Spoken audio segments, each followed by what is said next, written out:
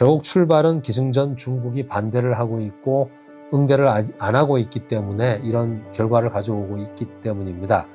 요약하자 그러면 중국은 꿇지 않는다는 이런 것은 단순한 레토릭이 아니라 2.0 버전으로의 새로운 버전으로 접어들고 있으면서 새 판을 읽고 있고 이제는 동맹국을 모으고 있고 자기가 주도하겠다는 그런 의도도 가지고 있는 것 같고, 반면 미국은 정치적인 압박이 있고 경제적인 어려움이 있으면서 지지율은 떨어지는 그런 상황에서 외부적인 동맹도 확보하지 못하고 있는 그런 상황에서 두 나라는 향후 3개월에서 6개월 정도는 경제적으로는 더 어려운 상황으로 갈 수 있고 정치적으로도 안정되지 않을 수 있는 그런 상황이 연속될 것 같습니다. 안녕하십니까. 중국 로컬에서 있는 그대로의 중국을 전해드리는 샹하이 클래스입니다. 오늘은 이틀 전에 중국 외교부에서 올렸던 영상 하나를 보면서 시작을 하도록 하겠습니다. 태풍의 눈을 들어보신 적이 있습니까? 라는 문구로 시작을 합니다. 그리고 중간에는 Bowing to a bully is like drinking poison to quench thirst. It only deepens the crisis. The US once accused Japan of dumping 일본의 도시바 사례를 들면서 일본이 플라자 합의를 거쳐서 엔화가 강세가 되면서 일본이 장기간의 침체에 빠졌고 또 프랑스의 알스톰이 어떻게 지주산업이 무너졌는지 거기서 미국이 어떤 역할을 했는지를 얘기를 하고 있습니다. 그러면서 무릎을 꿇는 것은 어떤 해결도 될 수 없기 때문에 중국은 무릎 꿇지 않겠다. 그러면서 화웨이의 멍한주 부회장이 나오고 있고요. 중국은 절대로 뒤로 물러서지 않겠다. 이런 내용들을 아주 강하게 어필을 하고 있습니다. 이 전체적인 영상은 2분 정도인데 앞쪽에는 피해 사례를 얘기를 했고 뒤쪽에 지금부터는 미국이 전 세계의 5분의 1밖에 안 된다. 그리고 전 세계는 지금 같이 나가야 되는데 미국은 작은 배에 불과하다. 그렇기 때문에 중국은 결코 협상을 하지 않겠다. 왜냐하면 스스로를 지켜내려고 그러면은 이게 협상의 가능성을 열어두어야 하는데 타협을 하게 되면 그 가능성마저 없애버리기 때문에 중국은 결코 물러서지 않겠다는 메시지를 담고 있습니다. 그래서 전체적으로 같이 가자, 같이 힘을 합쳐야 된다. 이런 얘기들을 담고 있는 영상입니다. 중국 외교부가 북구이라는 제목을 달고 공개를 하면서 대상이 누구였을까요? 대상은 분명히 국민이었을 수도 있겠지만 영문으로도 만들었으니까 미국의 압박에 이미 굴복을 했거나 또는 굴복할 가능성이 높은 그런 국가들을 대상으로 해서 미국의 무릎을 꿇게 되면은 문제를 해결할 수 없다는 경고를 전달하고 있습니다. 그래서 중국은 자기 스스로 절대 무릎을 꿇지 않을 것이기 때문에 다른 나라들이 어떻게 대응을 했으면 좋겠다는 것을 사례를 가지고 방향성을 제시하고 있는 것입니다. 물론 특정한 나라를 비난하거나 지목하거나는 하질 않았지만 과거의 역사적인 경험을 그리고 분석을 더해서 간접적으로 전달한 그런 메시지 속에는 국민들을 대상으로 한 제국주의에 대한 영향에 대한 설명이 있을 것이고, 두 번째는 국제사회에 대한 일본의 플라자 합의나 프랑스의 알스톰의 사례 등을 보면서 미국의 경제적인 압박으로 인한 주요국의 피해 사례를 환기시키는 그런 효과를 노렸던 것으로 보입니다. 그리고 세 번째는 미국의 일방주의에 맞서서 다자주의의 질서를 지키자는 그런 글로벌 국제 연대 세력을 세력화하는 그런 의도가 가장 중요한 그런 의도가 아니었을까 분석하고 있습니다. 외부 세계에는 중국이 끝까지 버틸 테니까 너희들도 쉽게 무릎을 꿇으면서 미국의 요구를 수용하지 않아야지 우리도 더 잘 버틸 수 있다. 뭐 이런 말을 하고 싶었던 것 같습니다.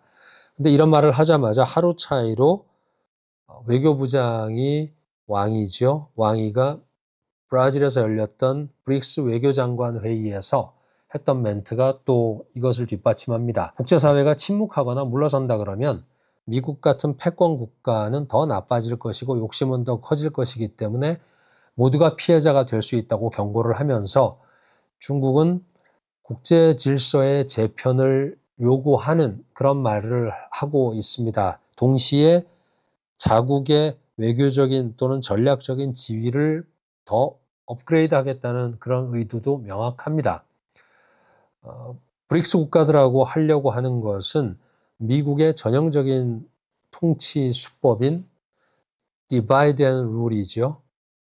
분열의 통치에 맞서는 그런 전략을 가지고 협력 프레임을 구축을 하겠다. 이런 의도입니다. 중국은 외교적인 수단 이외에도 실물 경제에 대응을 하기 위해서 공급망의 혼란도 좀 줄이면서 다른 나라에 제공을 하면서 다른 나라를 설득을 하는 그런 공동 대응 전선을 구축을 하고 있습니다. 여기에 이런 영상이 나오고 또 외교부장의 발언이 있자마자 맞장구를 친 사람이 또 있죠. 미국의 재무장관 베센트입니다. 중국과의 협상은 길게 대폭적으로 연기될 것 같고 그래서 먼저 인도와 협상을 하겠다는 말을 했습니다. 거기에 또 말을 얹은 사람이 역시 빠질 수 없는 트럼프 대통령입니다. 인터뷰를 하면서 145%의 관세는 중국이 자초한 것이다. 그러니까 중국은 이것을 스스로 감당할 수 있을 것이다. 라면서 중국을 비아냥거리면서 자극하는 발언을 또 어제 내놓았습니다. 이런 전체적인 흐름을 종합하면 최근에 미국과 중국 간에 있었던 재무장관 간의 비공식적인 접촉이라든가 또 고위급 간의 비공식적인 접촉 이런 것들이 있었고 또 학자들 사이에서도 사적인 교류를 하면서 정부로 리포팅을 했었겠지만 결국은 양국 모두가 현재 상황에서 협상이 불가능하다는 결론을 내린 것으로 판단됩니다. 아마도 미국은 여전히 과한 요구를 했을 것이고 중국은 국가의 핵심 이익을 양보하는 관세 인하는 그 정도로 해서 협상을 할 수 없다는 그런 입장을 비쳤을 것입니다. 그래서 4월 3일부터 한 달 동안 지속되었던 그 과정이 무역전의 1.0 버전이었다고 하면 이것은 이미 교착 상태로 끝나버린 것으로 판단할 수 있습니다. 5월 1일부터는 무역전쟁의 2.0 버전이 시작이 되었습니다. 양국은 기존보다 훨씬 더 뚜렷한 전략적인 태세로 전환할 것으로 보입니다. 향후에 중미 간에는 경제, 외교는 단기간에 봉합이 어려운, 즉 중장기적인 충돌 국면이 연출될 가능성이 높습니다.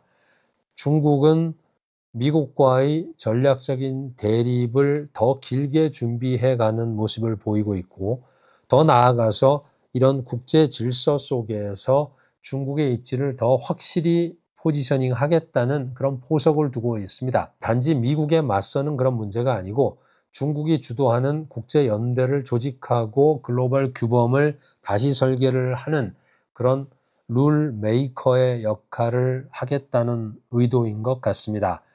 4월 중순부터 시작되었던 일본과의 협상도 미국은 결론을 내지 못하고 있고 지난주부터 시작되었던 한국과의 협상도 우리나라의 특수한 상황 또 오늘 있었던 총리의 상황 변화 그리고 부총리의 또 상황의 변화 이런 것들 때문에 또 다른 사람이 이런 나라를 이끌어가고 있는 그런 상황에서 또 대선이 눈앞에 두고 있는 상황이기 때문에 우리나라와의 협상도 미국은 하지를 못한다는 현실적인 그런 어려움을 받아들여야 될 것입니다. 미국의 주요 동맹국들이라고 할 수 있는 우리나라와 일본이 전혀 앞길 한 걸음을 나가지 못하고 있는 그런 협상 이 교착 상황이 지속되고 있고 그래서 아마 베센트는 중국과도 지연될 것이지만 인도와 먼저 협상을 해야 된다고 한 것은 우리나라와 일본의 상황까지도 포함해서 생각을 했던 그런 방향 전환이라고 생각을 합니다. 결국 출발은 기승전 중국이 반대를 하고 있고 응대를 안 하고 있기 때문에 이런 결과를 가져오고 있기 때문입니다.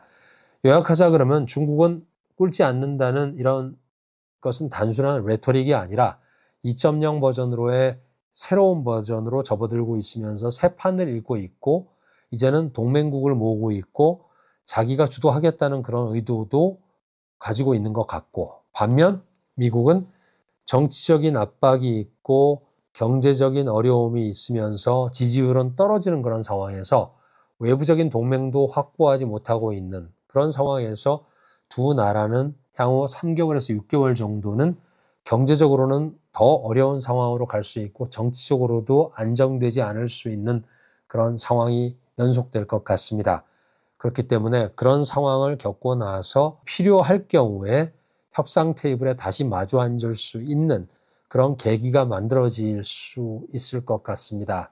그리고 그 시점은 여전히 도달하지 않았기 때문에 우리가 지금 보고 있는 시장의 불확실성, 경제의 불확실성은 조금 더 길게 지속이 될 가능성이 매우 커졌습니다.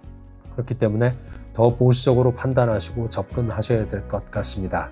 오늘의 항로를 마치겠습니다. 감사합니다.